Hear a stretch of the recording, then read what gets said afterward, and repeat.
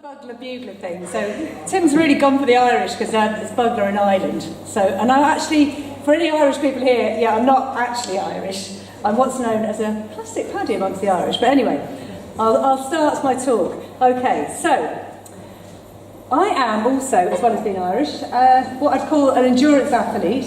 And what I've done is I had actually done 2 talks because Tim asked me yesterday, and I thought, oh, I want to talk about being Irish. I want to talk about endurance and training and all that. And I did these 2 talks and I thought, oh, actually, I don't know which one to do. So what I've done is I've blended them into one. And it might not be obvious that the Irish heritage links to endurance athletes. I mean, we're hardly the Kenyans or anything, but you'll get the gist as we go along. So in red are my tenuous links. Okay, so part 1 is My Heart is in Ireland. We forgot the music, Tim, but we can play it at the end. Yeah. There's no harm. So, moving on to I've got 2 slides going on here, so you have to bear with me. This may stop the 2 slides thing. Okay, so this is my family, and what I've done is I do a little bit of marketing, so I've done a pen portrait, is what's known key characteristics of being Irish and being part of an Irish family. So you come from a big family, first and foremost, so we were relatively small, 5 siblings. We generally have nuns or priests as a relative, and I'm proud to say I had Auntie Bridgie, the nun. We tend to drink quite a lot and love parties, and any excuse for a party is definitely has been part of my upbringing. In red here is attitude, I'll go on then, which is the kind of attitude that gets me to do crazy endurance events and to do this kind of thing as well. So, yeah, it's a good attitude, but it can get you in trouble. Singing Irish songs, that was something we also didn't need a huge amount of excuse to do. And I did, as a child, develop a great love of carbohydrates. And yeah, potatoes were high on the menu. And also, you holiday in Ireland. Most of my childhood was spent holiday in Ireland. And of course, go to Mass every week.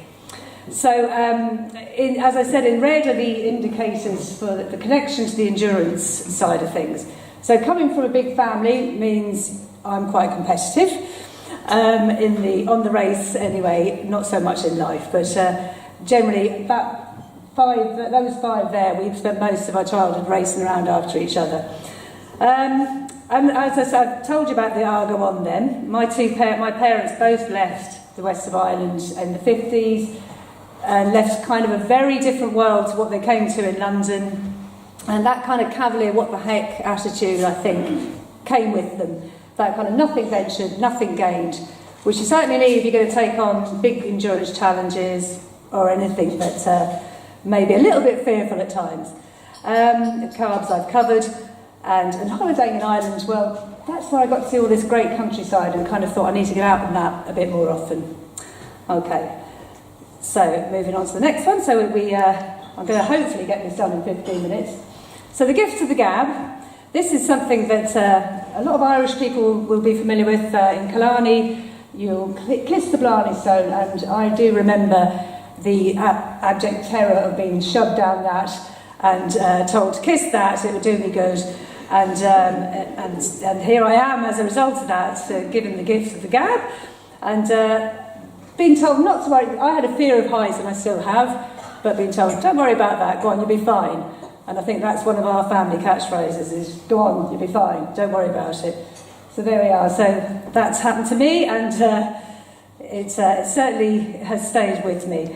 Okay, so going on to my sort of lifespan of being an Irish person in England, in the early 70s, we all spoke with a bit of an Irish accent because we hadn't quite lost it, hadn't gone to school. I remember doing a mass at school, and I had to repeatedly go back and forth because I kept saying, I'm bringing up the cloth, which was for the priest, and I was saying the cloth, not the cloth, and I was told that wasn't the right way to say it. So I had it knocked out of me.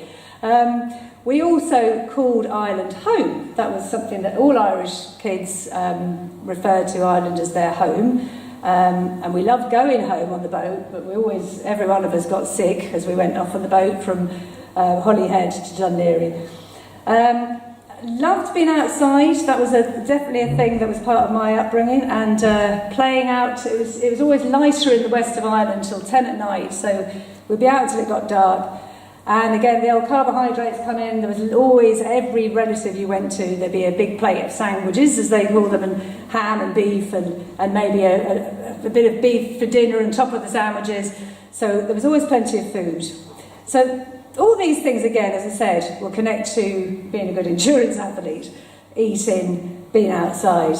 Went to Mass every week, prayed every night, did the rosary. Now that's on there because I think there's an element of spirituality that stayed with me and it certainly fuels my running, particularly on the longer distance events. And yeah, I do occasionally have a little prayer when things are getting tough. So it's stayed with me there. So the Irish side, in the 80s things changed a little bit. I mean, politically we were going through a bit of a rough time and the Troubles, but I wasn't. The English number plate didn't go down so well in the west of Ireland, but we still had a great time when we went.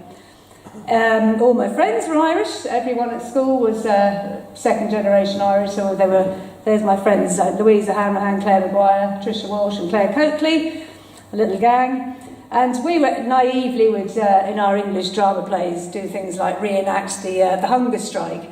So I'd play Bobby Sands' mother, Louise would be Bobby Sands, and we'd be laughing, giggling, doing this thing. You know, it was second nature. And we also would do things like go to the disco in Ireland, join in the national anthem, which is in Irish, and none of us knew the words, but we just did that anyway. This was the time when I, in my teenage years, I started to drink stag cider and started smoking as well. And there's my first experience of cigarettes with Carol's, an Irish cigarette. I had my 18th birthday in a club called the National in Kilburn, where we listened to lots of lovely Irish songs by the bands like the Wolf Tones, which you may not be familiar with, but a slightly odd thing to do for a girl from Rickmansworth, but there you go. And the reason the drinking side of things is in red, because in later life I think I need an alternative to these vices, and that's when I gave up smoking in December 2001, and I did my first marathon in 2002, and I've done a 20-odd marathon since, so I think there was a little bit of replacement there going on. As the 80s went on, we were still going to Mass, but by this stage we were probably getting older brothers were driving us there, and me and myself and my younger brother would be sat in the car eating the crisps. They'd go into the pub. So it was kind of waning a bit there, but we were good in terms of bringing the Mass sheet back to Mother. So, moving on. Every Irish home has one of these. Okay, so the visiting priest, we had Father Fox, and he'd come into our house once a week and drink a large brandy and Benedictine, and we'd have to go and sit on his knees. So we all learned to run very, very quickly away when the doorbell rang and Father Fox appeared. And of course, if anyone's Irish here, they might recognise this.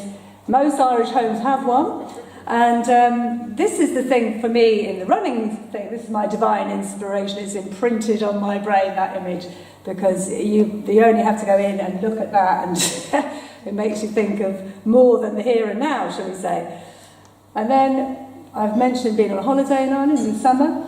And like I said, it was light till 10 o'clock, so we'd be up to all sorts and out till all hours. Diddy David Hamilton is just randomly thrown into this slide because he was actually there at the disco in 1984, I think it was. And we'd be frolicking at the disco and on the sand dunes. We're also swimming in the sea and going very far out and climbing up cliffs with no adults around, which kind of helps you overcome fears. And I don't think it would happen now, but we would swim miles and miles away, and no one really was too concerned. We were also drinking, smoking, climbing out of the window when the parents had gone to bed, and hanging out with the lifeguards, which was great fun. And running wild, again, very tenuous link to the running, but there you go. I put in there, we went to Mass with a hangover, and I've also said that going to Mass with a hangover definitely teaches you how to endure anything. You couldn't, in those days, you couldn't drink the wine, but I soon learned that would be a good hair of the dog. In later life, that was something I learned to do. Then in the 90s, we're moving on to the 90s. This was the time when I was kind of heading into my 20s, and I spent a lot of time going to Irish weddings. In fact, one of my weddings was in the 90s. And we connected with our lovely cousins because we were always at weddings and dancing, and they came with us to live over with us, as they called it, the fast lane. And it was around this time I suddenly realised not everybody's Irish, because I was leaving school and I was meeting other people. Not everyone was called Maguire or Hanrahan O'Connor. So I kind of was moving away at this stage. And the Irish weddings are a great way, again, to test your endurance, because you'll stay up for all night, you'll dance, drink and eat a lot, and you'll do it for about 3 days in a row. So great training for any big event. And then again, the mass side of things was taken care of at this period with the pre-marriage services that we all had to go to, and christenings, and a lot, and as I said, a lot of weddings. And the Irish dancers are thrown in because at my wedding we did have a full team of Irish dancers and an Irish band, obviously. Okay, so now, this was the second talk, so I'm blending it in now. So here we have me, endurance woman. So what's a typical, what are the characteristics of an endurance woman? So I mentioned that I'll go on then. I think you need that attitude that says, oh yeah, go on, I'll give it a go. Himalayan 100, oh, why not? I could run 100 miles in the Himalayas. Here, on that picture there, is me doing the Ben Nevis triathlon last year, and that included running to the top of Ben Nevis at the end of a triathlon. The fearful bit for me was actually swimming in the freezing cold lake. But anyway, again, I didn't really think too much about it. I just thought, oh well, might as well just do it. I put the physical attributes that you need to be a good endurance athlete, in case anyone's thinking, let's do it and go on then. There are some things. I actually have had a DNA fitness test, and I've got good endurance and slow twitch fibres, and you need to be a certain shape and have good strong heart and lungs, which is obviously like all Irish people, all look like athletes. And again, you need to fuel yourself with plenty of carbohydrates. No problem, as you can see there at the top of Ben Nevis, I was getting stuck in.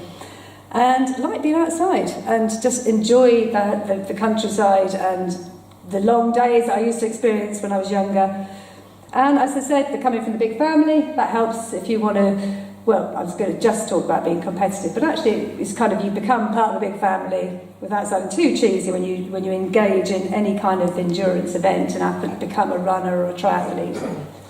And also, wanting to push boundaries is definitely something that is a positive to have if you want to be someone who takes on these things.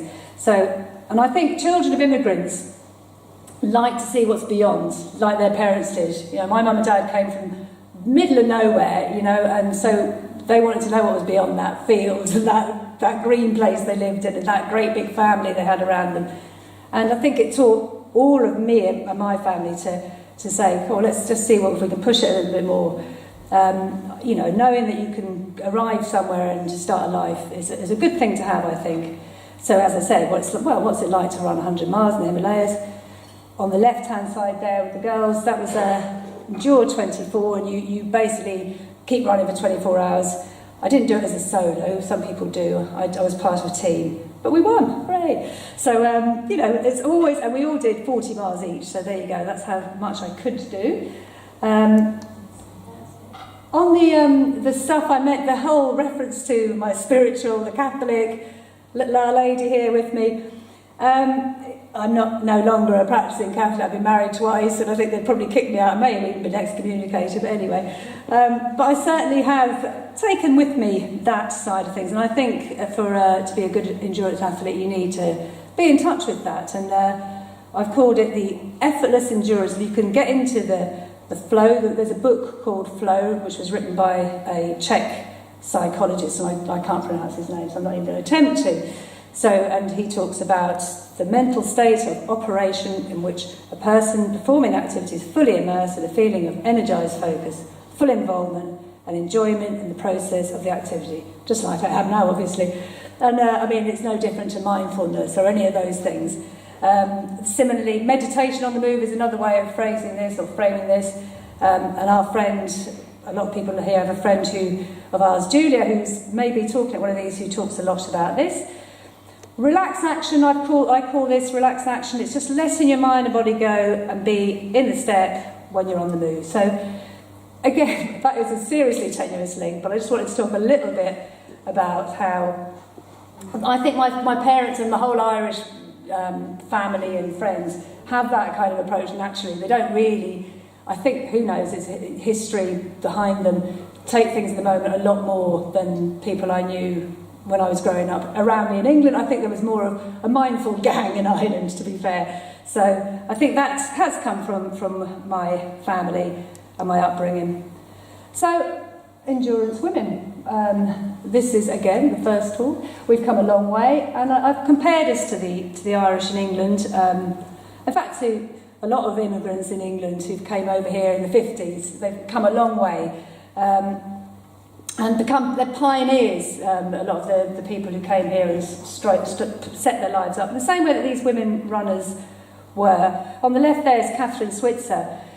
She was the first woman to take part in the marathon. She sneaked in with her number on and was physically removed from the marathon, and that was in 1967. I think she continued on to run, actually, and she's become a great spokesperson for women running, and she's, you look now, it's now 60-40 in terms of the numbers of women to men running. It's continuously increasing, and that's, because of people like her.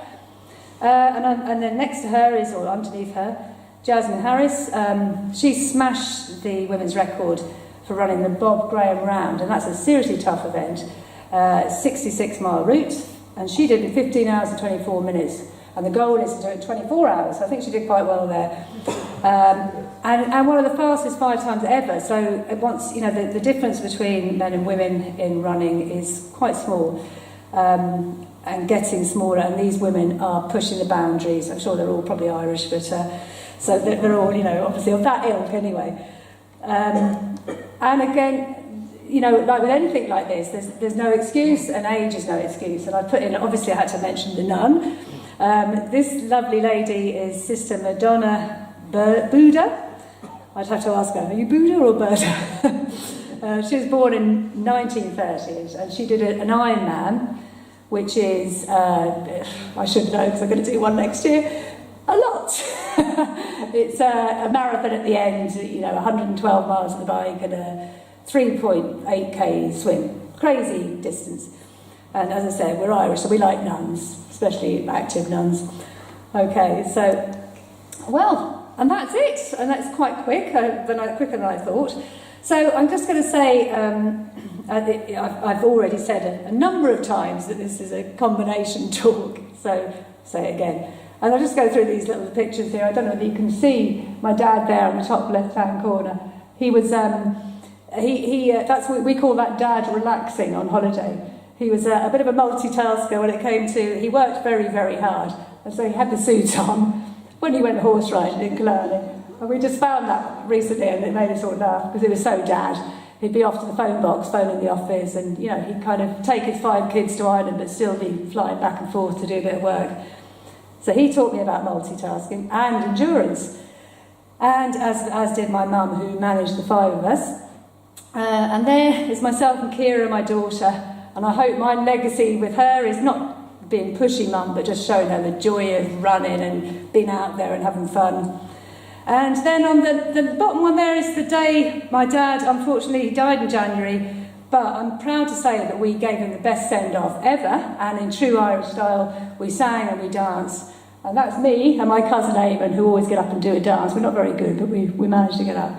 And it was a good send-off. So the final thing is just to say that this is dedicated to my mum and dad. The 2 people who came over with nothing, created everything, and got me to run quite a few miles with their spirit. So that's me, and thank you very much for listening.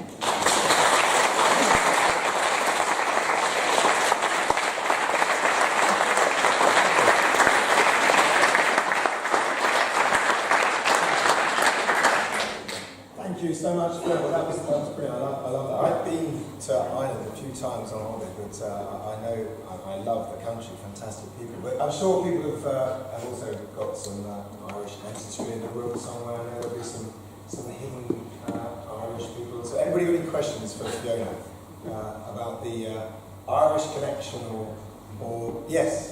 It's not really a question, it's just a point I can sort of empathise about. Irish people at weddings. A few years ago, I had an Irish girlfriend. She was from the west coast of Ireland. Oh, brilliant. And she was just so disappointed that, that virtually no one was absolutely plastered within about 3 minutes. That's just wrong. They should always be plastered, especially the priest. Constantly going up to the bar. Come on, it's a wedding. Yeah, it's generally like a kind of fight at the bar, who can buy the most drinks.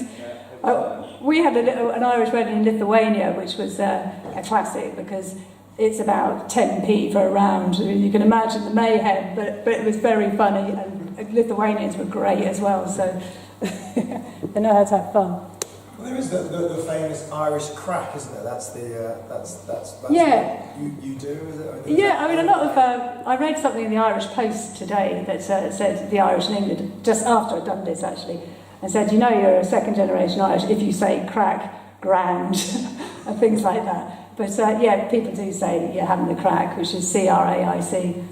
So, is it the English that say that more than the Irish now? yeah, I think so, yeah. It's a bit like top of the morning. I've never heard anyone say that. Anyone got any more questions for Fiona? In which case, if there's no more questions... Yes. Oh, yes, there is. I didn't see it. Yeah, I loved your talk. The last bit was absolutely beautiful. Thank you. You are clearly a very determined woman. Do you think everybody has got one marathon in them? I've got about 20 and a few more, I think. I don't know whether they do.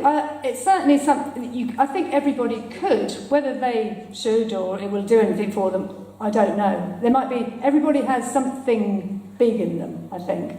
The novel, the marathon. Maybe it's to sprint 100 metres as fast as you can, I would say. But if you want to run a marathon, just go and do it.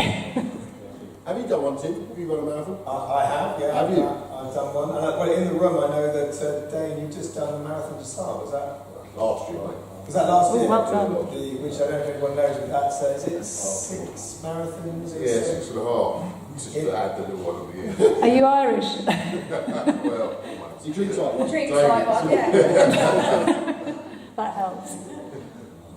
but yeah, Yeah. Well, that's a stunning achievement. In the Sahara Desert, is that right? Yeah. one of them. Yes. Yeah. Brilliant. Sorry, there's a question. Yeah, just I hear what you're saying about all the joy and the inspiration you have. But what's the dark moment in your soul where you're 3/4 of the way through something and everything's falling away and you're just kind of left with yourself? Well, what happens then? Well, actually, fun enough, in the Himalayas, I did resort to prayer. I went to, default mechanism, and I did have a few prayers, even though I never go to mass or anything. And I have a thing about just keeping going and just one step in front of the other. When I was 6, I wanted to do 100 wits and did it with Dad watching me. And I just, I kind of know it will be all right, I haven't got a very good answer there. But I often think, what's the worst that can happen? I can stop. It's up to, it's just literally, just see what I can do next, the next step. Yeah. Did you find that, Dane? I was going to say, it's only another hour or 2 hours of my life, isn't it? Yeah. All the things you have to endure in life, that, God, I've got to do 10 kilometres in 2 hours, even in the middle. That's right, you break it down, don't you? Just keep going, yeah. That's all you do. Yeah. Well done. Brilliant. Thank you.